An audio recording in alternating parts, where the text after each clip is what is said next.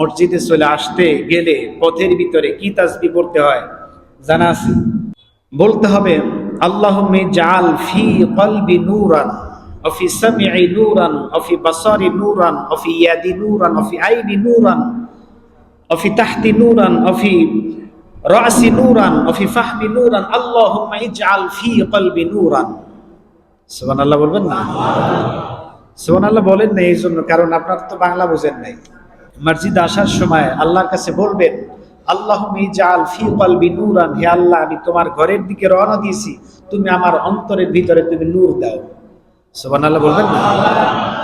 হায় আল্লাহ তুমি আমার হাতে নূর দাও, আল্লাহ তুমি আমার চোখে নূর দাও, তুমি আমার এই চেহারায় নূর দাও, তুমি আমার গোশতে নূর দাও, তুমি আমার রক্তে নূর দাও, তুমি আমার ডানে নূর দাও, বামে নূর দাও, পেছনে সামনে, আয় আল্লাহ তাআলা তুমি আমাকে নূর দিয়া নূরান্বিত করে দাও। সুবহানাল্লাহ।